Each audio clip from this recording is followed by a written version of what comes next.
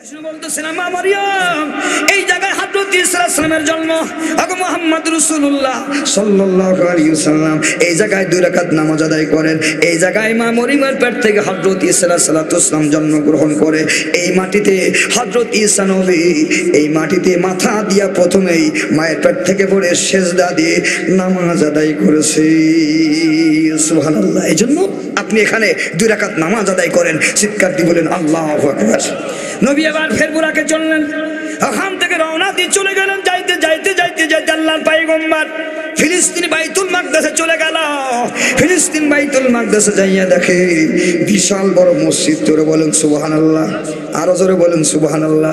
বিশাল বড় মসজিদ বাবা, যে মসজিদের নাম হলো বাইতুল আকসা। বর্তমান ফিলিস্তিনের ভিতরে বাইতুল আকসা। আপনারা ইউটিউবে দেখেন বাইতুল আকসা ভাইজান মুসলমানদের বিজয় হয়েছে। জোরে বলেন আল্লাহু আকবার, নারায়ে তাকবীর, লিল্লাহি তাকবীর। বর্তমান বাইতুল মাকদাস ফিলিস্তিনের মসজিদ। ভাই মুসলমানদের উল্লাস আনন্দ, মুসলমান নির্ভয়ে এই বাইতুল মাকদাসে নামাজ আদায় করে। চিৎকার দিয়ে বলেন আল্লাহু আকবার। এখন ধুয়ে মুছে বাইতুল মাকদাস পরিষ্কার করতেছে। নবীজি দেখেন ওই মসজিদে, আমার দিকে তাকান, নবীজি দেখেন ওই মসজিদে হাজার হাজার 1,24,000 পয়গম্বর সকলে কাতারবদ্ধ হয়ে ওই মসজিদের ভিতরে নামাজ আদায় করা শুরু করছে। জোরে বলেন সুবহানাল্লাহ। নামাজে দাঁড়িয়ে আছে, সকলে দাঁড়িয়ে আছে কাতারবদ্ধ হয়ে। আমার দিকে তাকান, ওখানে আছেন কারা? মুসল্লি কারা? 1,24,000 জোরে বলেন পয়গম্বর। জোরে বলেন আল্লাহু আকবার। সকলে অপেক্ষমান, কে একজন আসবে, নামাজ পড়াবে কে, হুকুম হবে কার। সবাই তাকিয়ে আছে। আল্লাহর নবী চলে গেলেন। যাওয়ার পর সেই জায়গায় আল্লাহর পয়গম্বর যে বুরাকে চলেছিলেন, ওই বুরাকটা বাঁধার জায়গা আজ ওইভাবেই আছে, পরিবর্তন হয় নাই। কোরআন নিতে পারে নাই। আল্লাহরে বললা তোমার এই কোরআন এত ভারী, আমি নিতে পারবো না। আল্লাহ বলে পারবি না, যদি কোরআন নিয়ে নাও তুমি দামি হবা, তুমি স্বর্ণের চেয়ে দামি হবা, তুমি পৃথিবীর ভিতরে সর্বশ্রেষ্ঠ হয়ে যাবা। সুবহানাল্লাহ। আসমান নাই, আসমান মজবুত। প্রথম আসমান সবর চাঁদ মরমর পাথর দ্বারা তৈরি। এই আসমান ভাইজান কত বড় লম্বা, কত বড় চওড়া। প্রথম আসমান হলো ভাইজান পৃথিবীটা, আমাদের দুনিয়া। এই দুনিয়ার ভিতরে আমরা তাকায়া জমিন থেকে যে সূর্য দেখতে পাই, প্রথম আসমান কত দূরে ভাইজান, প্রথম আসমান কত দূরে। পৃথিবীর সমস্ত জ্ঞান ও বিজ্ঞান, পৃথিবীর আরো যত জ্ঞান আর বিজ্ঞান জন্ম হবে, সব এক জায়গায় তাদের জ্ঞান ও বিজ্ঞানকে জমা করো, আল্লাহর প্রথম আসমানের তলা খুঁজে পাবে না। আল্লাহু আকবার জোরে বলেন। আল্লাহর প্রথম আসমান খুঁজে পাবে না, প্রথম আসমানে কেউ যেতে পারবে না। ভাইজান যাওয়ার ক্ষমতা পৃথিবীর কারো নাই। কত দূর ভাইজান, সূর্য দ্বারা আমাদের মাথার উপরে আসে, এই পৃথিবীর চাইতে 13 লক্ষ গুণ বড়। কত বড় জোরে বলেন, কত বড়? 13 লক্ষ গুণ বড় একটা সূর্য। আল্লাহ রাব্বুল আমিন বলেন সূর্য 13 লক্ষ গুণ বড়। আমার দিকে তাকান, আমার আল্লাহ তাআলার সূর্য যদি এই দুনিয়ার চাইতে 13 লক্ষ গুণ বড় হয়, তাহলে চন্দ্র আসে, হাজার হাজার কোটি কোটি নক্ষত্র আছে, যেগুলা পয়েন্ট করা ভাইজান, যেগুলা আমার ভাইয়ারা কত ক্ষমতা আমাদের নাই। এক একটা তারকা, এক একটা তারা এই সূর্যের চাইতে কোটি কোটি গুণ বড়। আল্লাহু আকবার জোরে বলেন আল্লাহু আকবার। এক একটা তারকা কোটি কোটি গুণ বড়। আমার দিকে তাকান।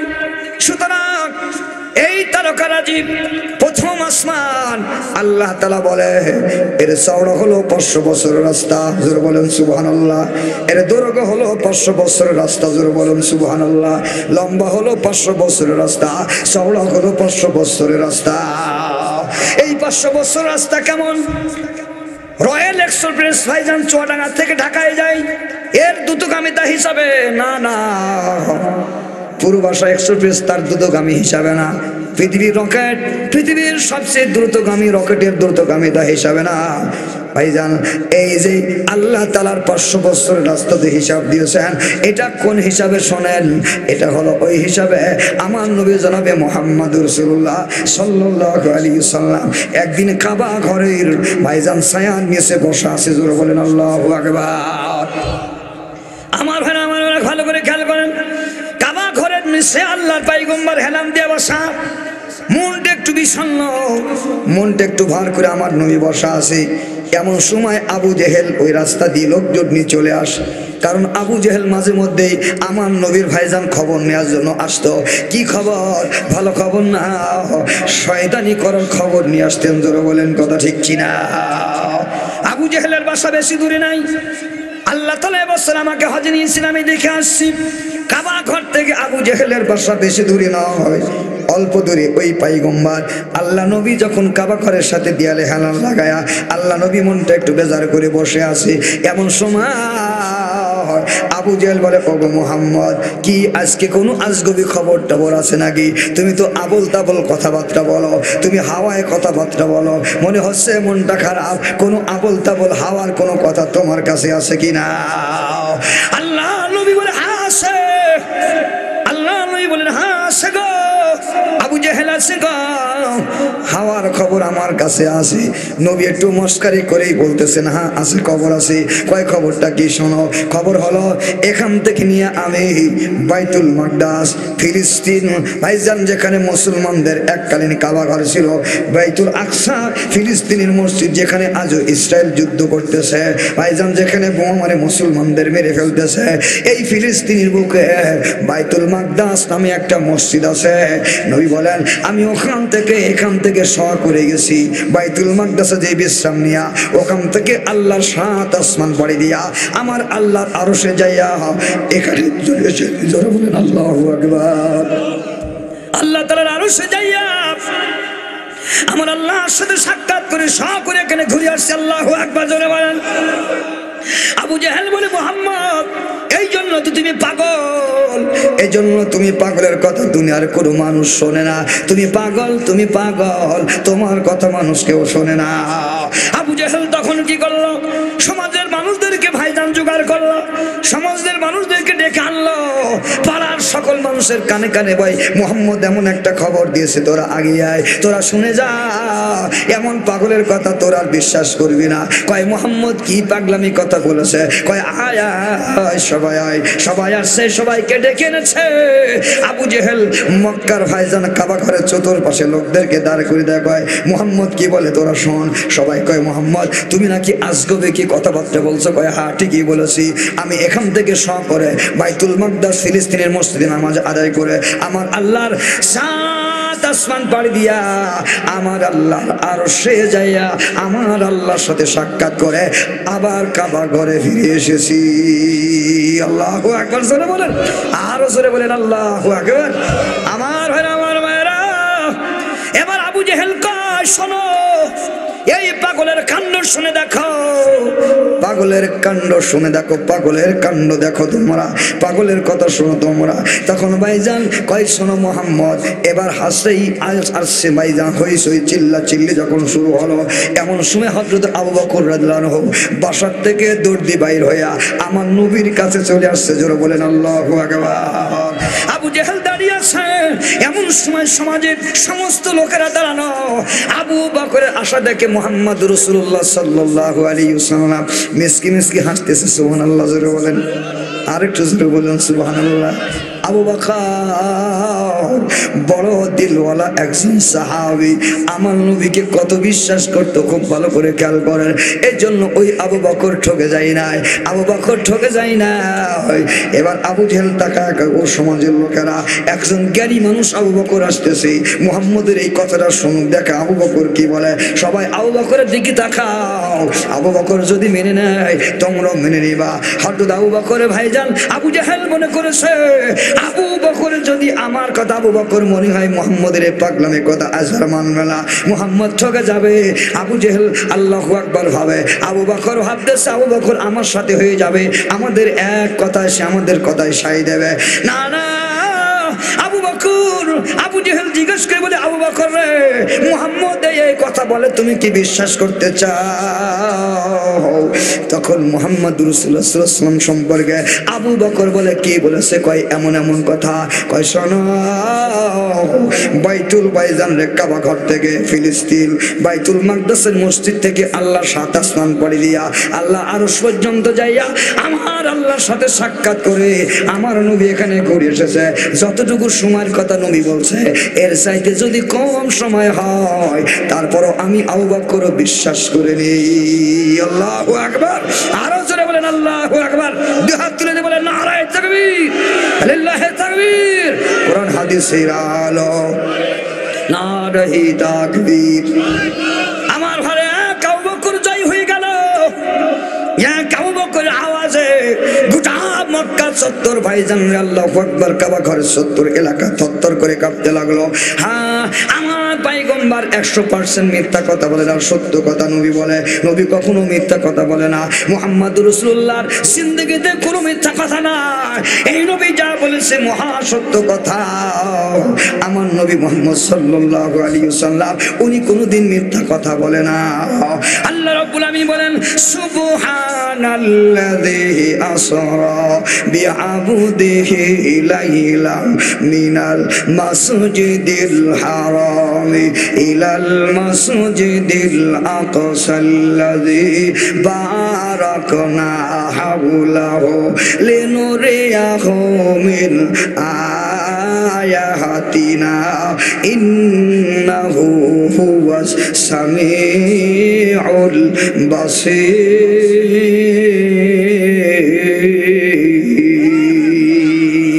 আল্লাহ তাআলা বলে আমার পয়গম্বর মুহাম্মদ সাল্লাল্লাহু আলাইহি ওয়াসাল্লাম সেই নবী ভাইজান রে কাবা ঘর থেকে আল্লাহ তাআলা কেমন করে আমার নবীর নিয়েছেন। আমার দিকে তাকান, আমার ভাই আমার দিকে তাকান। হাদিসের ভিতরে আসছে আমার নবী কাবা ঘরের ভাইজান চত্বর থেকে কেমন করে গেল। আল্লাহর পয়গম্বর জনাবে মুহাম্মদ রাসূলুল্লাহ সাল্লাল্লাহু আলাইহি ওয়াসাল্লাম উম্মে হানি আম্মাজান ফুফুর ঘরে, উম্মে হানি ফুফুর ঘরে আমার নবী ঘুমায় আছে। জোরে বলেন সুবহানাল্লাহ। কার ঘরে ঘুমায় আছে? জোরে বলেন কার ঘরে? উম্মে হানি ফুপুর ঘরে নবী আমার ঘুমায় আছেন। এমন সময় আমার দিকে তাকান, এমন সময় হঠাৎ করে আল্লাহর পয়গম্বর ঘুম ভেঙে গেল। আমার দিকে তাকান, নবীর ঘুম ভেঙে গেল। আমার নবী ফুপুর ঘর উম্মে হানির ঘরে ঘুমায় আছেন, ঘুম ভেঙে গেল। এমন সময় আল্লাহর পয়গম্বর আকাশের দিকে তাকায় দেখে ঘরে ছাদটা ফেড়ে গেল। সুবহানাল্লাহ জোরে বলেন। ঘরে ছাদটা ফেড়ে গেল, ঘরের ছাদ আগলা হয়ে গেল, ফেড়ে গেল। ও ভাই, ঘরের ছাদ দেওয়া ঘর খাট যদি খালি হয়ে যায়, ফাঁকা হয়ে যায়, নবী তাকায় দেখে হযরত জিবরাইল আলাইহিস সালাতুস সালামের হাতে একটা সুন্দর বাহন দেখা যায়। আল্লাহু আকবার। হযরত জিবরাইল, আল্লাহ রাব্বুল আলামিন জিবরাইল যাও, আমার নবী ঘুমায় আছে তার ফুপুর ঘরে উম্মে হানির ঘরে। আমার দিকে তাকাও বাবা, কথা বলবে না, মজার কথা হয়তো এভাবে আর কোনোদিন শুনতে পারবেন না। ও ভাইজান খুব ভালো করে খেয়াল করেন, উম্মে হানির ঘরে শোয়া, ঘরের ছাদটা ফেরে গেল। নবী জিবরাইল আলাইহিস সালাতুস সালামকে দেখতে পাইছে।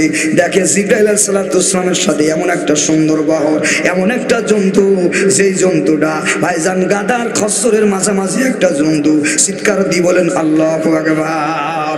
এটা নিয়ে হাজির হয়ে গেলেন, কয় রাসূলুল্লাহ আসুন, উঠুন পয়গম্বর। আল্লাহর পয়গম্বরকে ভাইজান যখন ওই ভাইজান জন্তুটার নাম হলো রফরাত বা হাদিসের ভিতরে আসছে বুরাক। জোরে বলুন সুবহানাল্লাহ। বুরাক, আমরা বুরাক বলে চিনি। বুরাকের পাশে যখন আমার নবীকে হাজির করা হলো, আল্লাহর পয়গম্বরকে বুরাকে ছুরি দেওয়ার জন্য জিবরাইল বুরাকের ভাইজান রে আল্লাহর পয়গম্বরকে হাজির করে কয় বুরাক দাঁড়া, আমার নবীরে তুই সওয়ার করে নে, নবীকে নিয়ে তোকে চলতে হবে। বুরাক কিন্তু ভাইজান রে নড়াচড়া করে না, না অসম্মতি জানাই, কয় না না আমি বুরাক চলাই নিব না। জোরে বলুন সুবহানাল্লাহ। এবার জিবরাইল বুরাকের গায়ে থাপড় দিয়ে বলতেছে চুপ মার। এ বুরাক, তুমি কি জানো তোমার উপরে কোন মানুষ সওয়ার হতে চাচ্ছে? তুমি কি জানো এই লোকটারে? তুমি কি জানো? ইনি হলেন মুহাম্মদুর রাসূলুল্লাহ সাল্লাল্লাহু আলাইহি ওয়াসাল্লাম। বুরাক বলে সব আমি জানি, আমার জানা লাগবে না, আমি ওনার চিনি, ওনার আমি জানি, ওনাকে আমি ভালোবাসি, মহব্বত করি। কিন্তু বুরাকের ভাই আমার একটা দাবি আছে। সুবহানাল্লাহ জোরে বলেন, আর একটু জোরে বলুন সুবহানাল্লাহ। আমার একটা দাবি আছে, এই দাবিটা যদি পূরণ হয় আমি ওনাকে আমার পিঠে চড়াবো, যত দূর যাবে তত দূর আমি নিয়ে যাব। আমার দাবি হলো। জিবরাইল সালাম কয় তোমার দাবি কয়? দাবি হলো মুহাম্মদুর রাসূলুল্লাহ সাল্লাল্লাহু আলাইহি সাল্লাম যখন জান্নাতে যাবে, ওনার উম্মতদেরকে নিয়ে যখন জান্নাতে যাবে, আমি বুরাক যেন ওনার সাথে জান্নাতে যাইতে পারি। আল্লাহু আকবার। জোরে বলেন, আরো জোরে বলেন আল্লাহু আকবার। আল্লাহ নবী বললেন হ্যাঁ ওয়াদা দিলাম। নবী চুরি করলেন। আল্লাহর পয়গম্বর হযরত জিবরাইল আলাইহিস সালাতু ওয়াসসালাম সহ করে রওনা দিলেন।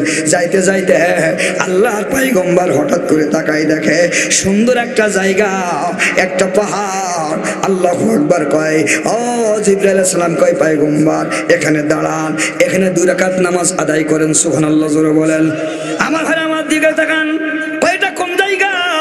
কয় ওয়াদি সিনিন, তুর পাহাড়। এই তুর পাহাড় ওগো মুহাম্মদুর রাসূলুল্লাহ সাল্লাল্লাহু আলাইহি ওয়াসাল্লাম, এই জায়গায় আপনি দাঁড়ান, 2 রাকাত নামাজ আদায় করেন, নফল নামাজ পড়বেন 2 রাকাত। আমার দিকে তাকান। কয় এটা কোন জায়গা? কয় ওয়াদি সিনা, এটা তুর পাহাড়। যেই তুর পাহাড়ে আজকে আপনার আমার আল্লাহর সাথে হযরত মূসা আলাইহিস সালাতু ওয়াসসালাম সরাসরি কথা বলছিল। এই পাহাড়টা অত্যন্ত দামি এবং পবিত্র এবং মোবারক, এজন্য এই জায়গায় আল্লাহর নূর বর্ষিত হয়েছিল। আপনি এই জায়গায় 2 রাকাত নামাজ আদায় করেন। জোরে বলেন আল্লাহু আকবার। এই জায়গায় আপনার নবী মূসা আলাইহিস সালাতু ওয়াসসালাম আল্লাহর সাথে কথা বলছিল। এটা হলো তুর পাহাড়। এরপরে আল্লাহর পয়গম্বর ওখান থেকে চলে গেলেন। আমার দিকে তাকান, খুব ভালো করে খেয়াল করেন। যাইতে যাইতে যাইতে যাইতে দেখেন একটা সুন্দর খেজুর বাগান আর খেজুর বাগান, খেজুরের বাগান দেখা যায়। ও ভাইজান, এবার আল্লাহর পয়গম্বর মুহাম্মদ সাল্লাল্লাহু আলাইহি ওয়াসাল্লামকে উদ্দেশ্য করে জিবরাইল বলে পয়গম্বর এই জায়গায় একটু নামেন, এই জায়গায় 2 রাকাত নামাজ আদায় করেন। সুবহানাল্লাহ বলেন। এই জায়গায় 2 রাকাত নামাজ আদায় করেন। আমার নবী জিজ্ঞাসা করলেন জিবরাইল ভাই রে, এটা কোন জায়গা? সেই জায়গায় 2 রাকাত নামাজ আমি আদায় করব, এই জায়গা কোন জায়গা? যেই জায়গায় অনেক খেজুর বাগান আর খেজুর বাগান দেখা যায়। আল্লাহর পয়গম্বর তখন বলে, জিবরাইল সালাম বললেন ওগো আল্লাহর পয়গম্বর এটা হলো ওই জায়গা যে জায়গায় মদিনাতুল মুনাওয়ারা আপনি হিজরত করে এই জায়গায় আসবেন। জোরে বলেন আল্লাহু আকবার। এবার ওখান থেকে চলে গেলেন। যাইতে যাইতে যাইতে সফর চলতেছে। আমার ভাই হযরত জিবরাইল কয় পয়গম্বর এখানে একটু নামেন, এই জায়গায় 2 রাকাত নামাজ আদায় করেন। এটা কোন জায়গা? বলে এটা হলো ওই জায়গা যেই জায়গায় হযরতে মরিয়ম আলাইহিস সালাতু ওয়াসসালাম, মরিয়ম আলাইহিস সালাতু ওয়াসসালাম আল্লাহ তাআলা ওনার এই জায়গায় হযরত ঈসা নবীর জন্ম হয়েছিল। এই সেই খেজুর গাছ। চিৎকার দিয়ে বলেন আল্লাহু আকবার। ওগো পয়গম্বর এই সেই খেজুর গাছ, যেই খেজুর গাছের নিচে মা মারিয়াম একা একা ছিল। আল্লাহ তাআলা মা মারিয়ামকে এই জায়গায় তার সন্তান পেটে নিয়া, যেই মরিয়ম আলাইহিস সালামের স্বামী ছিল না দুনিয়ায়, ওনার কোনো স্বামী ছিল না, উনি বিবাহ করে নাই। আল্লাহ তাআলার কুদরতি ক্ষমতায় মা মরিয়মের পেটে হযরত ঈসা আলাইহিস সালাম ভাইজান গর্ভধারণ করেন। ওই ঈসা আলাইহিস সালামকে গর্ভ নিয়া মা মরিয়ম আলাইহিস সালাম একা আসিয়া এই খেজুর গাছের নিচে আসিয়া আল্লাহ তাআলা বললেন মারিয়াম তোমার বাচ্চা প্রসব হবে, এই জায়গায় তোমার ঈসা আলাইহিস সালাম তোমার পেটে জন্মগ্রহণ করবে। এখন তোমার কাছ থেকে আসবে হযরত ঈসা পয়গম্বর। এই গাছটার কুদরতি ক্ষমতা ছিল। এই কয় কি ছিল এই গাছের ক্ষমতা? কয় শোনো, আমার আল্লাহর কুদরত মা মারিয়াম এই গাছে দেখছিল। মা মারিয়াম যখন ভাইজান বাচ্চা প্রসব করার জন্য গাছের নিচে বসা ছিল, এমন সময় তাকায় দেখে, খুব ভালো করে খেয়াল করেন, মরিয়ম আলাইহিস সালাম কয় আল্লাহ আমি হলাম একা, আমার সাথে কেউ না হয়, আমার বাচ্চাটা ধরবে এমন একজনও নাই। মা বোনদের যখন বাচ্চা প্রসব হয় এত যন্ত্রণা, এত যন্ত্রণা, কত মা সেন্সারা হয়ে যায়, কত মা অজ্ঞান হয়ে যায়। জোরে বলেন কত ঠিক কিনা? সেই অজ্ঞান হারা সেন্সারা মায়ের কথা আমাদের মনে থাকে না। মা মরিয়ম এত যন্ত্রণা শুরু হয়েছে, আল্লাহকে ডেকে বলে আল্লাহ আমি মনে আর বাঁচবো না, আমার জীবন শেষ হয়ে যাবে। আল্লাহ কয় মরিয়ম কোনো সমস্যা নাই।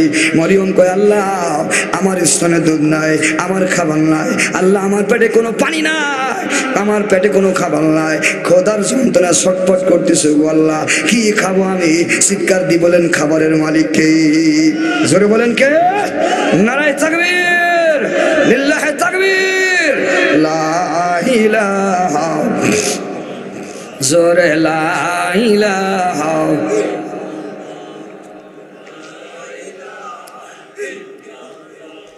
লা ইলাহা সুবহানাল্লাহ ওয়ালহামদুলিল্লাহ লা ইলাহা ইল্লাল্লাহ লা ইলাহা লা ইলাহা ইল্লাল্লাহ মুহাম্মাদুর রাসূলুল্লাহ সাল্লাল্লাহু আলাইহি ওয়াসাল্লাম। আমার ভাইরা আমার দিকে তাকান, খুব ভালো করে খেয়াল করেন। এবার হযরত মরিয়ম আলাইহিস সালামের কথা ডেকে বলে, এই জায়গায় মরিয়ম আল্লাহ খাবার নাই। আল্লাহ তাআলা কয়, মরিয়ম মানুষের খাবার আমি আল্লাহ মুখে তুলে দিই। পৃথিবীর ভিতরে যত মাখলুকাত আছে সমস্ত মাখলুকাতের খাবারের জিম্মাদারি হলো আমি আল্লাহ। জোরে বলেন আল্লাহু আকবার। কার জিম্মাদারি? জোরে বলেন কার? আমার আপনার কে খাওয়ায়? জোরে বলেন কে? সবাই দুই হাত খাড়া করে বলেন কে? জোরে বলেন কে? আল্লাহ ছাড়া কেউ খাওয়াতে পারে? জোরে বলেন পারে? আমার ভাইরা মনে করেন না, অনেকেই বলে হুজুর আল্লাহ কেমন করে খাওয়ায়? আমি যদি খাবার খাবো, আল্লাহ কয় আগামী কাল কি খাবার খাবা বলার ক্ষমতা তোমার নাই। সুবহানাল্লাহ জোরে বলেন। এখন খাইছো, সকালে কি খাবা বলার ক্ষমতা তোমার নাই। সকালবেলা খাইছো, দুপুরে কি খাবা বলার ক্ষমতা তোমার নাই। আল্লাহ কোরআনে বলেন, আল্লাহ কোরআনে বলেন কি খাবার খাবা এটা বলার ক্ষমতা তোমার নাই। কয় হুজুর আপনি কি বলেন? সকালবেলা খাসির গোশত কিনে দিয়েছি, স্ত্রী বলেছি রুটি তৈরি করবে আর গোশত রুটি খাবো, আমি তো বলে দিয়েছি আমার সব জানা আমি খাবো। এতে আবার কি আমি তো জানছি আমি গোশত রুটি দিয়ে খাবো, আমার কোনো টেনশন নাই।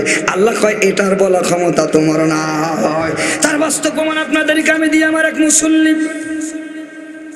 আমার একজন মুসল্লি কয় হুজুর শোনেন, আমার জন্য আপনার প্রাণের মুসল্লি, উনি ফজরের নামাজ পড়ে সকালবেলা খাসির গোশত কিনেছে, কেনার পরে স্ত্রীর কাছে দিয়ে কয় প্রাণীর স্ত্রী শোনো, সুন্দর করে খাসির গোশত দিয়ে সেটা রান্না করবা, গোশত আর রুটি দিয়ে ভাত খাবা, রুটি বানাবা, আর ভাত ওর সাথে পোলোয়া ভাত রান্না করবা। সব ভাইজান স্ত্রী রেডি করেছে। একজন মেহমান বাড়িতে আসছে, উনি সকালবেলা এই কথা বলে মাঠে চলে গেছেন গমের ভুঁই দেখার জন্য। ঠিক এই মৌসুমে ভাইজান গমের ভুঁই দেখে ভুঁইয়ের ভাইজান জমির একদিক থেকে হেঁটে আর এক দিক থেকে ঘুরে এসে মাঝখানের আলে দাঁড়িয়ে বুকের ভিতরে যন্ত্রণা শুরু হয়ে গেছে, ওই জায়গায় পড়ে গেছে। লোকজন এসে তার মাথায় পানি দেয়, হঠাৎ করে বলতে ইন্তেকাল করে দুনিয়া থেকে চলে যায়। লোকজন ভাইজান স্ত্রী কান্না করে বলে আমার স্বামী আমাকে বলে গেল, আমার স্বামী আমারে বলেছে আমি মারতে গেছে গোশত রুটি দিয়ে আমি আজকে আমার মনের আনন্দে আল্লাহু আকবার খাসির গোশত দিয়ে আমি খাবো। ও ভাই, আল্লাহ যদি না খাওয়ায় কারো ক্ষমতা খাওয়ার নাই। ঠিক কিনা জোরে বলেন? আরো জোরে বলেন না কথা, ঠিক কিনা? ও ভাই, কত মানুষ খানা খাইতে যাইয়া মুখে দিয়েছে ভিতরে যায় না, ক্ষমতা কার? জোরে বলেন কার? আল্লাহ তাআলা বলে বান্দা এই জন্য জানিয়ে রাখবা এই ক্ষমতা আমার, এই জায়গায় তো আমি আল্লাহ তোমাদেরকে আটকায় রেখে দিয়েছি। খুব ভালো করে খেয়াল করেন। এই জন্য আল্লাহ তাআলা কয় ওয়া মা মিন দাব্বাতিন ফিল আরদি ইল্লা আলাল্লাহি রিজকুহা।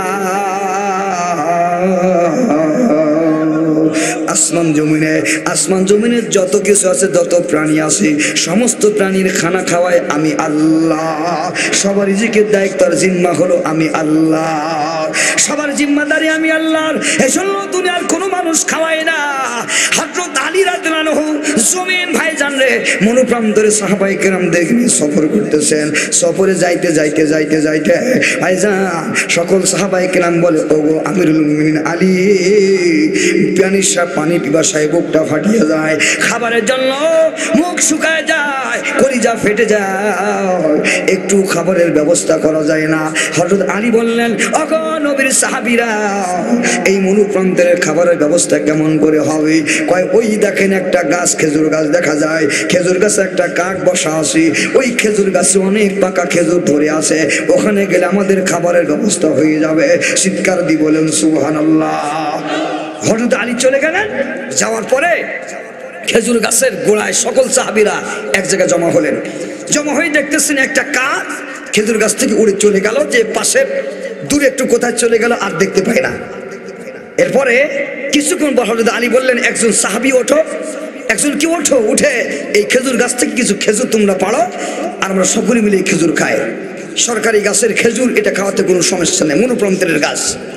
একজন উঠছেন, উঠার পরে খেজুর গাছের খেজুরের কাঁদি যখন হাত চেপে ধরছে, হঠাৎ করে দেখে একটি বিষাক্ত গোখর সাপ, বিষধর সাপ ফস করে উঠছে। উনি থমকে গেছেন, একটু দাঁড়িয়ে গেছেন। দাঁড়ানোর পরে একটু লক্ষ্য করে তাকিয়ে দেখে যে সাপটি ফস করে উঠছে, সাপের দুইটা চোখই হলো অন্ধ। জোরে বলুন সুবহানাল্লাহ। আমার ভাইরা আমরা খুব ভালো করে খেয়াল করেন। উনি তাকায় দেখে দুইটা সাপ, সাপের ভাইজান দুইটা চোখই হলো অন্ধ, চোখ দিয়ে সাপ দেখতে পাই না, কিন্তু ফস ফস করে ভাইজান রে কেমন যেন সবল মারবি এমন অবস্থা। উনি মনে মনে করেছে সাপ আমারে দেখতে পাবে না, কামড় দিতে পারবে না। উনি সাথে সাথে ভাইজান পাকা খেজুরের কাঁদি কেটে ফেললেন, নামিয়ে নিচনে আসলেন। এক পর্যায়ে কিছুক্ষণ পরে হযরত আলী রাদিয়াল্লাহু খেয়াল করছেন যে এই কাক পাখিটা এখান থেকে উড়ে চলে যাইয়া অনেক দূর চলে গেছে। আবার দেখে কাক পাখিটা চলে আসছে খেজুরের ভাইজান কাদির উপরে বসিয়া, তার মুখের ভিতরে কিছু খাবার আছে ভাইজান, কিছু পোকা মাকড় আছে। এই পোকা মাকড় গুলা নিয়ে আসিয়া কাকটা ভাইজান যখন একটা আওয়াজ করেছে, সাথে সাথে ভাইজান দেখে বিষাক্ত বিষধর সাপটা কাদির ভিতর থেকে বাইর হয়ে তার মুখটা হা করে দিয়েছে। আমার ভাই আমার দিকে দেখান, মজার কথা হলো এই খেজুর গাছে কাকটি যখন এসে বসলো, সাপটি ভিতর থেকে বাহির হয়ে আসিয়া মুখটা হা করে দিল।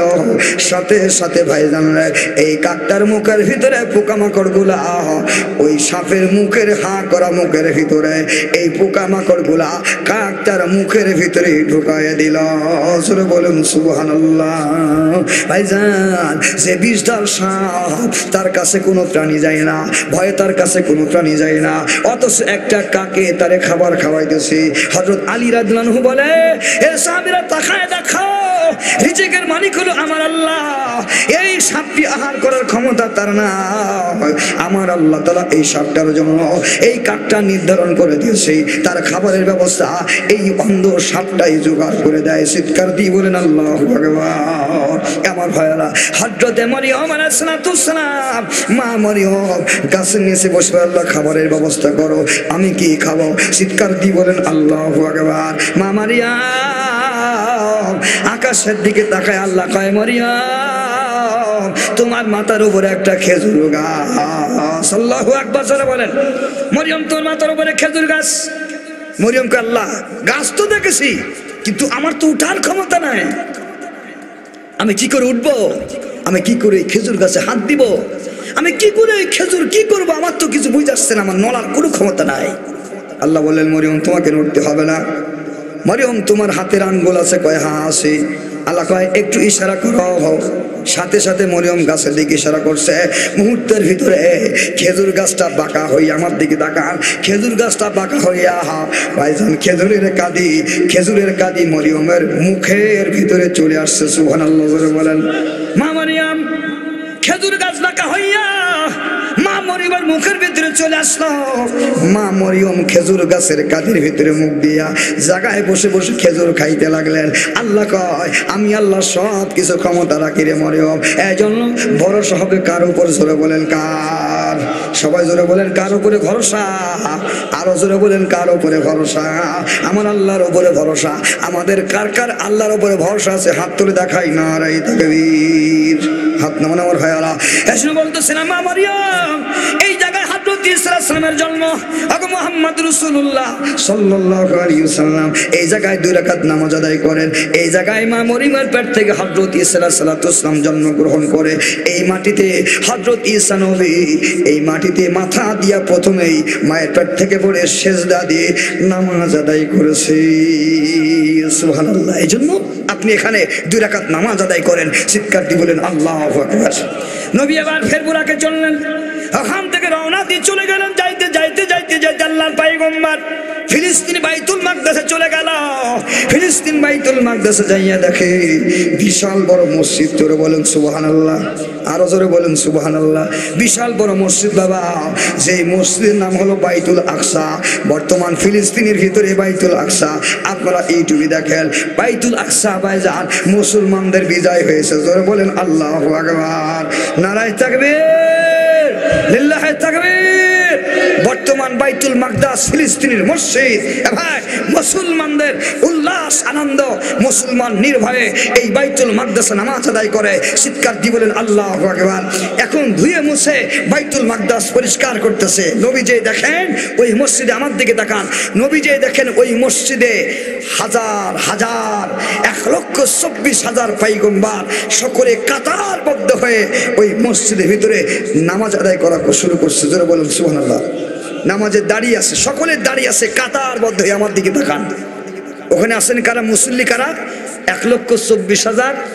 জোরে বলেন পয়গম্বর, জোরে বলেন আল্লাহু আকবার। সকলে অপেক্ষমান, কে একজন আসবে, নামাজ পড়াবে কে, হুকুম হবে কার। সবাই তাকিয়ে আছে। আল্লাহর নবী চলে গেলেন। যাওয়ার পর সেই জায়গায় আল্লাহর পয়গম্বর যে বুরাকে চলেছিলেন, ওই বুরাকটা বাঁধার জায়গা আজ ওইভাবেই আছে, পরিবর্তন হয় নাই। সুবহানাল্লাহ, জোরে বলেন। ইউটিউবে সার্চ দিবেন, ইউটিউবে সার্চ দিবেন, দেখবেন, লিখবেন বাইতুল মাকদাস মসজিদ বাইতুল আকসা, চলে আসবে। ওখানে লিখবেন যে হযরতে মুহাম্মদ সাল্লাল্লাহু আলাইহি ওয়াসাল্লামের বোরাক বাঁধার জায়গা, স্থান চলে আসবে। ইউটিউবে দেখবেন। এখন ওই জায়গা, ওই জায়গাটায় বোরাকটাকে হযরত জিবরাইল আলাইহিস সালাম একটু রশি দিয়ে বেঁধে ফেললেন। সুবহানাল্লাহ, জোরে বলেন। ওই জায়গা যখন বাঁধলেন, বাঁধার পরে আমার নবী ওখানে নামিয়া ভাইজান চিন্তা করলেন এত বড় মসজিদ এটা কে বানাইছে। আমার দিকে দেখেন আমার ভাইয়েরা, খুব ভালো করে খেয়াল করেন। এই মসজিদের ইতিহাস একটু শুনি। ফিলিস্তিনের বাইতুল মাকদাস যে মসজিদ আছে বাবা, এই মসজিদ ইহুদিদের কেন টার্গেট আপনারা জানেন? ইসরায়েল কত বছর ধরে ভাইজান বিভিন্ন রাষ্ট্র থেকে এসে গুছায় গুছায় ওই জায়গা নিয়েছে। ওই জায়গা নেওয়ার কারণ হলো ওই মসজিদ ঘরটা তাদের হলো টার্গেট। ওই মসজিদ ঘরটা যত তাদের টার্গেট হোক না কেন, আল্লাহর কসম ওই মসজিদ ঘরের একটা ইট ভাঙার ক্ষমতা তাদের নাই। আল্লাহু আকবার, জোরে বলেন। কিয়ামতের আগ পর্যন্ত পারবে না। ওই জমিন পবিত্র, তার কারণ হলো ওই জমিন পবিত্র। ফিলিস্তিনের ভূমি এত পবিত্রের বাবা, খুব ভালো করে খেয়াল করো বাবা। ওই পবিত্র ঘর দুনিয়ার কোনো মানুষ বানায়, দুনিয়ার কোনো মানুষ বানাই নাই। হযরত সুলাইমান পয়গম্বর আলাইহিস সালাতু ওয়াসসালামকে আল্লাহ তাআলা আদেশ করলেন, পয়গম্বর একটা মসজিদ আপনি এখানে তৈরি করেন। সুলাইমান পয়গম্বরের সমস্ত দিন দত্ত জানব ভাইজান মানব সব তার রাজা ভাইজান, তার ভাইজান প্রজা ছিল। হযরত সুলাইমান পয়গম্বর আলাইহিস সালাম বললেন, হে জিনেরা, একটা মসজিদ বানাতে হবে, আমি এখানে দাঁড়িয়ে থাকবো। দাঁড়িয়ে থাকা অবস্থা আমার হুকুম ফলো করে তোমরা এই মসজিদটা বানায় দিবে। সকল জিনেরা ভাইজান কাজ শুরু করে দিল। সবাই মসজিদ বানানোর কাজে তৈরি হয়ে গেল। সবাই মসজিদ বানানো চলতেছে। হযরত সুলাইমান পয়গম্বর লাঠি ভর করে দাঁড়িয়ে আছে। ওইভাবে দাঁড়িয়ে আছে। মসজিদ ঘর যেদিন শেষ হয়েছে তৈরি করা, সেদিন সুলাইমান পয়গম্বরকে ভাইজান আওয়াজ দিয়ে বলে, জিনেরা বলে, হুজুর আমাদের মসজিদ ঘর বানানো কমপ্লিট হয়ে গেছে, কিন্তু কোনো আওয়াজ নাই। জোরে বলেন সুবহানাল্লাহ। কোনো আওয়াজ নাই, কোনো আওয়াজ নাই। সুলাইমান পয়গম্বর কোনো আওয়াজ দেয় না, কথা বলে না। কি ব্যাপার? ডাক দিয়ে বলে, হুজুর জিনরা মনে করে আমাদের বাদশা সুলাইমান পয়গম্বর কথা বলে না কেন? মসজিদ ঘাট বানায় ফেলেছি, কিন্তু সুলাইমান পয়গম্বর আমাদের বাদশা কোনো কথা। সুবহানাল্লাহ, জোরে বলেন। আমার নবী 1,24,000 পয়গম্বর দাঁড়ানো শেষ নবী মুহাম্মদ রাসূলুল্লাহ সামনে চলে গেলেন, ইমামতি শুরু করলেন। চিৎকার দিয়ে বলেন আল্লাহু আকবার, আরো জোরে বলেন আল্লাহু আকবার। সমস্ত নবীদের সাথে সাক্ষাৎ হলো ওখানে। আমার নবী সমস্ত নবীদের ইমামতি করে আমার পয়গম্বর এবার আকাশের দিকে ওড়া শুরু করছে। বুরাক চলতেছে, জোরে বলেন আল্লাহু আকবার। আমার ভাই আমার মুখে আমার দিকে দেখান। এই বুরাক যাইতে আল্লাহ প্রথম আসমান চলে গেল। প্রথম আসমান, দ্বিতীয় আসমান, তৃতীয় আসমান, চতুর্থ আসমান, পঞ্চম আসমান, ষষ্ঠম আসমান, সপ্তম আসমান পাড়ি দিয়া সিদরাতুল মুনতাহায় যখন চলে গেছে, হযরত জিবরাইল আলাইহিস সালাতু ওয়াসসালাম বলে, ওগো পয়গম্বর আমার আর ক্ষমতা নাই, আমি আর সামনে যেতে পারবো না। জোরে বলেন আল্লাহু আকবার। কয় কেন যাবে না? কয় না, সামনে যাওয়ার ক্ষমতা নাই। 11 বর্ষের মু এবার পর তুরম, 11 বর্ষের মু এবার পর তুরম, ফুরুগে তাজল্লি বসু সাদপুরাম। হযরত জিবরাইল আলাইহিস সালাম বলেন, ও মুহাম্মদ সাল্লাল্লাহু আলাইহি সাল্লাম, আমি যদি এখান থেকে সুসের মাথা পরিমাণ অগ্রসর হই, আল্লাহ নূরের তাজাল্লিতে আমি পুরে সরকার হয়ে যাব। সুবহানাল্লাহ জোরে বলেন। আমি যেতে পারবো না, আপনি একা একা যান। আল্লাহ নবী ভয় করতেছেন, আমার দিকে তাকান। আমার নবী তো আমাদের মতো মানুষ, কিন্তু আমার নবী হলেন নবী। যদিও আমাদের মতো মানুষ হিসাবে আল্লাহর পয়গম্বর ভয় করতেছেন, আমি কেমন করে যাবো একা একা। বুরাক চলতেছে, আমার দিকে তাকান। আল্লাহর পয়গম্বর যখন চলে যাইতেছে খুব ভালো করে খেয়াল করেন, সামনে যাইতে নবী যখন ভাইজান একা একা যাইতেছি, আল্লাহর পয়গম্বরের কানে একটা আওয়াজ আসে, ইয়া রাসূলুল্লাহ, আমি আপনার সাথে আছি, আপনি চলেন। চিৎকার দিয়ে বলেন আল্লাহু আকবার। আমার নবী সামনে যায়, বুরাক আরোহণ করে নবী যখন সামনে চলে যায়, একটা আওয়াজ শুনলেন, ইয়া রাসূলুল্লাহ চলেন আমি আছি, আল্লাহ রাসূলুল্লাহ চলেন আমি আছি। আওয়াজ শুনে আল্লাহর পয়গম্বর মনে করে এইটা আমার আবু বকরের কণ্ঠ পাওয়া যায়। জোরে বলেন আল্লাহু আকবার। নবী হযরত আবু বকর আওয়াজ দেয় আর নবী সামনে চলে, নবী আল্লাহর আরশে চলে গেলেন। আমার ভাইয়ারা, আমার বোঝানোর উদ্দেশ্য, কোরআন আল্লাহ তাআলা যে আমাদেরকে দান করলেন, কি জন্য দান করলেন, এটা আমাদের বোঝা দরকার। জোরে বলেন কথা ঠিক কিনা? আল্লাহর আরশে আমার নবী চলে গেলেন। ভাইজান যাওয়ার পর আল্লাহ রাব্বুল আমিন, ভাইজান সামনে আল্লাহর পয়গম্বর বসা। আল্লাহ তাআলা জিজ্ঞাসা করলেন, নবী গো, আপনি কি নিয়ে আসছেন আমার কাছে? আল্লাহর পয়গম্বর বললেন, আত-তাহিয়াতু লিল্লাহি ওয়াস সালাওয়াতু ওয়াত তাইয়্যিবাত। ওগো আল্লাহ, আমার সমস্ত কথার ইবাদত, আমার সমস্ত বলার ইবাদত, আমার সমস্ত ইবাদত আপনার কাছে নিয়ে আসছি। যারা বলেন আল্লাহু আকবার। বন্ধুর বাড়ি হাদিয়া নিয়ে যায়, কত কিছু নিয়ে যায়। আপনি যে আমার প্রিয় বন্ধু মুহাম্মদ সাল্লাল্লাহু আলাইহি ওয়াসাল্লাম, আমি পয়গম্বর, আমার পয়গম্বর আত্মীয়ের জন্য আপনি আমার দরবারে কি নিয়ে আসছেন? ওগো মুহাম্মদ রাসূলুল্লাহ সাল্লাল্লাহু আলাইহি ওয়াসাল্লাম, একটু আমারে বলেন। আল্লাহর পয়গম্বর আত্তাহিয়াত বলা শুরু করলেন, কয় আমার কথার ইবাদত, আমার বলার ইবাদত সব আপনার কাছে আমি নিয়ে এসেছি। সুবহানাল্লাহ। আল্লাহ তাআলা খুশি হয়ে গেলেন, আসসালামু আলাইকা আইয়ুহান নাবিয়্যু ওয়া রাহমাতুল্লাহি ওয়া বারাকাতুহু। আল্লাহু আকবার। জোরে বলেন, ও পয়গম্বর, এই জন্য আপনার উপর শান্তি বর্ষিত হোক, আমি আল্লাহর সমস্ত রহমত আপনার উপরে বর্ষিত হোক। আল্লাহ যখন এই কথা বলেছে, আমার আল্লাহ তাআলার এই কথা শুনে আল্লাহ নবী বলে, ওগো আল্লাহ, না না, আপনি যে আমার উপর সম্পর্কত রহমত, আমি আমার উম্মতের পক্ষ থেকে, এতিম উম্মতের পক্ষ থেকে আমি একা এসেছি। আপনি যদি সমস্ত রহমত আর বরকত আমার উপরে দিয়ে দেন, আমার উম্মতরা ফাঁকি পড়ে যাবে।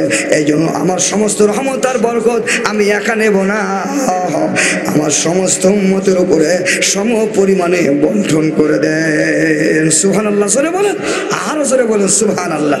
নবী মেরাজে যাইয়াও আমাদের কথা বলে নাই, আল্লাহর কাছে যাইয়াও নবী উম্মতের কথা স্মরণ করেছেন। ইয়া আল্লাহ, ইয়া আল্লাহ, তোমার রহমত আর বরকত আমি একা নেব না, বরং আমার সমস্ত উম্মতের উপরে সম পরিমাণে বন্টন করে দেন। চিৎকার দিয়ে বলেন আল্লাহু আকবার। এই রাস্তা থেকে আমার নবী ঘুরে আসলেন, খুব ভালো করে খেয়াল করেন। এই মানুষগুলা আবু বকরের মতো মানুষ, ওমরের মতো মানুষ, সলক্ষ সাহাবায়ে কেরাম, ওই নবীর কথা শুনিয়া, আল্লাহর পয়গম্বরের কথা শুনিয়া, আমার নবীর ভাইজান দা বলেছেন, আল্লাহর পক্ষ থেকে যে নামাজ আনলেন, আল্লাহর পক্ষ থেকে 50 ওয়াক্ত নামাজ নিয়ে আসলেন। আসার পর 5 ওয়াক্ত নামাজ আল্লাহ তাআলা ফরজ করে দিলেন। 50 ওয়াক্ত ভাইজান মাঝখানে অনেক লম্বা ঘটনা। আল্লাহ তাআলা কয়, ওগো পয়গম্বর, আমার নবী বলে, আল্লাহ, আমার উম্মতেরা 50 ওয়াক্ত আদায় করতে পারবে না, শেষ পর্যন্ত ঘুমাতে 5 ওয়াক্ত দাঁড়িয়ে আছে। আল্লাহ কয়, শোনো ওগো মুহাম্মদ, তোমার উম্মত 50 ওয়াক্ত আদায় না করতে পারলো, আমি আল্লাহ যেহেতু 50 দিয়েছি, তোমার উম্মত 5 ওয়াক্ত নামাজ আদায় করবে, আমি আল্লাহ তার আমল নামায় 50 ওয়াক্তের সব লিখে দেব।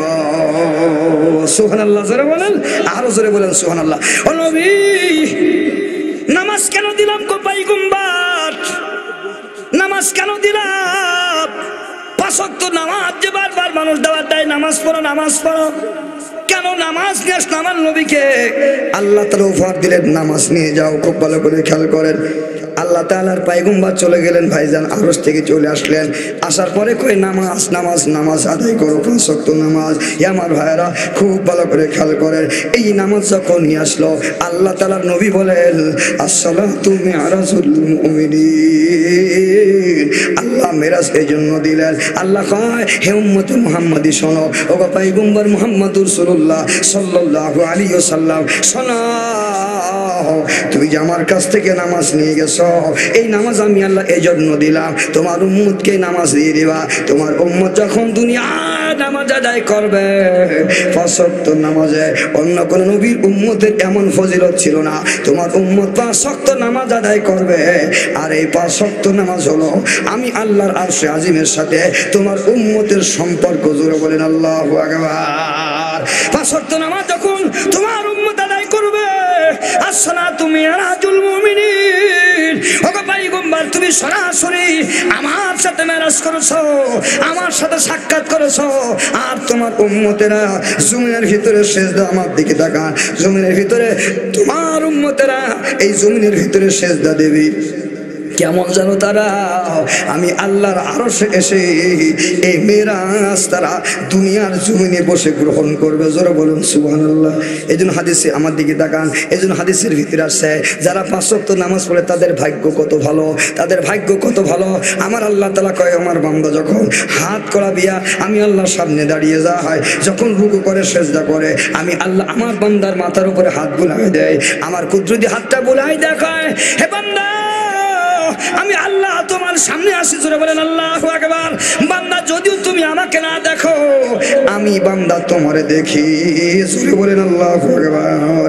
বান্দা নামাজ আদায় করা মুমিনের জন্য মেরাজ। এই নামাজ আদায় করে 6 লক্ষ সাহাবী আল্লাহ তাআলার কোরআনের আমানত নিয়া তারা জান্নাতি হয়ে গেল। জোরে বলেন আল্লাহু আকবার। আমার দিকে তাকান, এইজন্য আল্লাহর পয়গম্বরের সকল সাহাবী জান্নাতি। চিৎকার দিয়ে বলেন আল্লাহু আকবার। এজন্য তারা জান্নাতি বাবা, এমন জান্নাতি হয়ে গেছে। খুব ভালো করে খেয়াল করেন, আমার নবীর হাতে সাহাবায়ে কেরাম নামাজ আদায় করে আল্লাহ তাআলার বিধান নিয়ে কোরআনে কারীমকে দুনিয়ায় জীবিত করার জন্য, কোরআনের আইন দুনিয়ায় ভাইজান দুনিয়াতে শাসন কায়েম করার জন্য, এই কোরআনে কারীমের আমল করিয়া এই দিনকে ধর্মকে টিকে রাখার জন্য তাজা রক্ত দিয়া যুদ্ধ আর জিহাদ করে তারা তাদের জীবনকে বিলীন করে দিয়েছে। আমার নবীকে স্বচক্ষে তারা দেখছে, নবীর কুদরত, আল্লাহ তাআলার কুদরত, নবীর কেরামতি, নবীর মুজিজা তারা স্বচক্ষে দেখছে। জোরে বলেন আল্লাহু আকবার। এজন্য ওই সাহাবীদের মতো আমাদের জীবন তৈরি করতে রাজি কারা কারা? হাত তুলে দেখান নারায়ে তাকবীর। হাত নামান। 1400 বছর আগের কথা আমার দিকে দেখান। আমার ভাইয়ারা, আল্লাহর পয়গম্বর একজন সাহাবী, ওই সাহাবীর নাম ছিল হযরত জাবির ইবনে আব্দুল্লাহ। জোরে বলুন সুবহানাল্লাহ। হযরত জাবির ইবনে আব্দুল্লাহ রাদিয়াল্লাহু আনহু আমার দিকে দেখান। হযরত জাবির ইবনে আব্দুল্লাহ যুদ্ধের ময়দানে শহীদ হয়ে গেছে। এই সাহাবী ওই দেশের বাদশাকে 1400 বছর পরে স্বপ্ন দেখায়। 1400 বছর পরে স্বপ্ন দেখায়। আমার দিকে তাকান, কথা বলেন আল্লাহ ইলাহা। কি আছে কি আছে? লা ইলাহা ইল্লাল্লাহ সুবহানাল্লাহ ওয়ালহামদুলিল্লাহ লা ইলাহা ইল্লাল্লাহ মুহাম্মাদুর রাসূলুল্লাহ। আমার দিকে তাকান। 1400 বছর স্বপ্ন দেখায়, 1400 বছর পর স্বপ্ন দেখায় ওই দেশের বাদশাকে, বাদশা আমি একজন সাহাবী, অমুক সাহাবী, আমার কবরের ভিতরে পানি ঢুকতেছে, আমার সাগর ভাঙ্গন শুরু হয়েছে, আমার কবরটাও ভেঙে সাগরের ভিতরে চলে যাবে। আমি একজন সাহাবী হযরত জাবির ইবনে আব্দুল্লাহ, আমার লাশটা খনন করে এখান থেকে স্থানান্তর করা হোক। পরপর 3 দিন বাচ্চাকে স্বপ্ন দেখায়, বাচ্চার স্বপ্নকে স্বপ্ন মনে করে নাই, এক পর্যায়ে গুরুত্ব দেয় নাই। এরপরে ওই সাহাবী আবার ওই দেশের একজন বড় বিজ্ঞ আলেমকে স্বপ্ন দেখাইছে, বুজুর্গ আলেমকে। উনি স্বপ্ন প্রথম রাতে দেখার পর পরের দিন বাদশার কাছে চলে গেছে, কই আলমপানা জাহাপানা বাদশা, অমুক জায়গায় একজন সাহাবীর লাশ নদী ভাঙ্গনে নাকি ভেঙে চলে যাচ্ছে, উনি আমাদের স্বপ্ন দেখাইছে, এই জন্য লাশটা ওখান থেকে তুলে অন্য জায়গায় সরাতে হবে। আল্লাহু আকবার। বাদশা কই শোনো, এই স্বপ্ন আমি 3 দিন নিজে দেখেছি। সুবহানাল্লাহ বলেন। এই স্বপ্ন আমি 3 দিন নিজে দেখেছি। এই স্বপ্ন 3 দিন দেখার পর আল্লাহু আকবার, আমি স্বপ্নকে স্বপ্ন মনে করি নাই। এই জন্য খুব ভালো করে খেয়াল করেন ভাইজান, আমি স্বপ্নকে স্বপ্ন না মনে করিয়া আমি এই জন্য এই স্বপ্নকে স্বপ্ন মনে করি নাই। কয় চলো ওই সাহাবার লাশটা তুলতে হবে। সবাই চলে গেলেন, দিন তারিখ নির্ধারণ করা হলো। ভাইজান সাহাবীর লাশ যখন খনন করা শুরু হয়ে যায়, আল্লাহু আকবার, কবর খনন করা হয়। ভাইজান কবর খনন করতে করতে হঠাৎ করে ভাইজান সাহাবীর লাশটা দেখা যায়। জোরে বলেন আল্লাহু আকবার। আমার দিকে তাকান, সরে লা ইলাহা ইল্লাল্লাহ সুবহানাল্লাহ ওয়ালহামদুলিল্লাহ লা ইলাহা ইল্লাল্লাহ মুহাম্মাদুর রাসূলুল্লাহ সাল্লাল্লাহু আলাইহি ওয়াসাল্লাম। দিকে তাকান আমার ভাইয়ারা। এবার সাহাবীর লাশ যখন খনন করা শুরু হয়ে গেল, লাশ বাইর হয়ে গেল, হঠাৎ করে লাশটা খনন করে দেখা যায় লাশের পায়ের কাছে কিছু লতা পাতা ঘাস দেখা যায়। জোরে বলেন সুবহানাল্লাহ। পাহাড়ের ঘাস, কবরের ভিতরে কবর ভাঙ্গেও নাই, কবর নষ্ট হয় নাই। কবরের ভিতরে সাহাবীর পায়ের উপরে লতা পাতা, তরু লতা পাতা ঘাস। ভাইজান স্পষ্ট ঘাসের কোনো পছন্দ নাই, কিছু নাই, সবুজ শ্যামল ঘাস সাহাবীর পায়ের উপরে লেগে আছে। জোরে বলেন সুবহানাল্লাহ। মাটির নিচে চাপা পড়া লাশের সাথে কোনোদিন ঘাস কি সবুজ থাকতে পারে? জোরে বলেন পারে? মাটির উপরে যদি ভাইজান ঘাসের উপরে যদি মাটি চাপা পড়ে, ওই ঘাস কি সবুজ থাকতে পারে? ঘাস তো পচে যাবে। জানে বলে কথা ঠিক কিনা? কিন্তু সাহাবীর লাশটা তুলে দেখে সাহাবীর লাশের সাথে যেই দরুলতা ঘাস আর ভাইজান পাহাড়ি কিছু পাতা সাহাবার লাশের ভাইজান পায়ের উপরে পড়ছে, কিন্তু পাতাও যেমন সবুজ কালার হয়ে আছে, ঘাসগুলোও সেরকম সবুজ কালার হয়েছে। জোরে বলেন আল্লাহু আকবার। আমার দিকে তাকান, খুব মজার কথা। ওই সাহাবী 1400 বছর আগের লাশ সাহাবী, আল্লাহর পয়গম্বর যুদ্ধের ময়দানে যুদ্ধে সাহাবায়ে কেরাম সকলে শহীদ হয়ে গেছে। একে একে সাহাবায়ে কেরামের লাশগুলা দাফন করলেন আল্লাহর পয়গম্বর। একজন লাশ বাকি আছে। ও সাহাবায়ে কেরাম জিজ্ঞাসা করেন, সাহাবীরা কারা আছে? আর কয় একটা লাশ বাকি আছে, আল্লাহর নবী কয় কাফন নিয়ে আসো, ওই সাহাবীকে আমরা দাফন করে দেই। তখন সাহাবীরা বলে, ইয়া রাসূলুল্লাহ না না, এই সাহাবীর লাশ দাফন করার মতো কাফন আমাদের কাছে নাই। কয় তাই কেন? কই না, কয় লাশটা নিয়ে স্বয়ং নবী নিজে হাতে ধরলেন, লাশটা নিয়ে আমার পয়গম্বর কবরে নামাইলেন। এবার সাহাবীর ভাইজান জামাত গায়ে পোশাক যা ছিল, পা মাথার দিকে টান দেয়, ভাইজান মাথা পা আগলা হয়ে যায়, পায়ের দিকে টান দেয়, মাথা আগলা হয়ে যায়। নবী তার মাথার দিকে ভাইজান ঢেকে দিয়া, নবী সময় দিয়া হযরত জাবের ইবনে আব্দুল্লাহ লাশটা কোলের ভিতরে নিয়ে কয়, যাবে মৃত্যুর সময় আমি নবী তোমাকে কাফনের কাপড়টাও দিতে পারলাম না। জাবের হাতটা এইভাবে এই জায়গায় ছিল, আল্লাহর পয়গম্বর হাতটা ওইভাবে রেখে দেওয়ার সময় দিলেন। 1400 বছর পর লাশটা খনন করে দেখে গাছের লাশের গায়ের কাফন পচে নাই, জামা পোশাক পচে নাই, ভাইজান লাশের একটা পশম পড়ে নাই, যেমন লাশ তেমন আছে। আমার নবী সাহাবায়ে কেরামদেরকে বলেন, সাহাবীরা পাহাড় থেকে কিছু ঘাস আর লতা পাতা নিয়ে এসো। সাহাবীর পায়ের ওপর দেয়া ঢেকে দিয়েছেন নবীর হাতের দেওয়া ঘাস আর ভাইজান লতা পাতা 1400 বছর আগে যেভাবে দিয়েছে ওইভাবেই লাশের সাথে অমনি আছে। আল্লাহু আকবার। জোরে বলেন, আওয়াজ জোরে বলেন আল্লাহু আকবার। লাশও পচে নাই, কাফনও পচে নাই, তার শরীরের আল্লাহু আকবার ভাইজান পোশাকও পচে নাই, ওইভাবে আছে।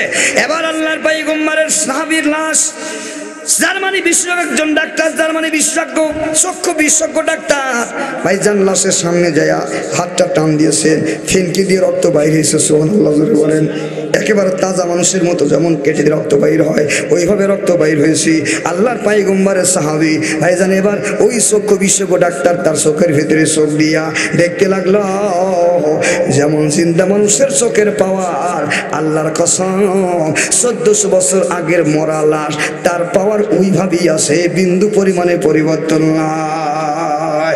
ওয়ালা তাকুলু লিমান ইউকতালু ফি সাবিলিল্লাহি আমওয়াত বাল আহইয়াউ ওয়ালাকিন লা তাশউরুন। আল্লাহ তাআলা বলে, দুনিয়ার মানুষ এই জন্য কোরআনের আমানত নিয়ে তারা এমন কবরের ভিতরে শুয়ে আছে আমার ভাইরা। এই জন্য কোরআনের আমানত কারা কারা ঘরে নিয়ে যাবো, হাত তুলে দেখায় নারায়ে তাকবীর।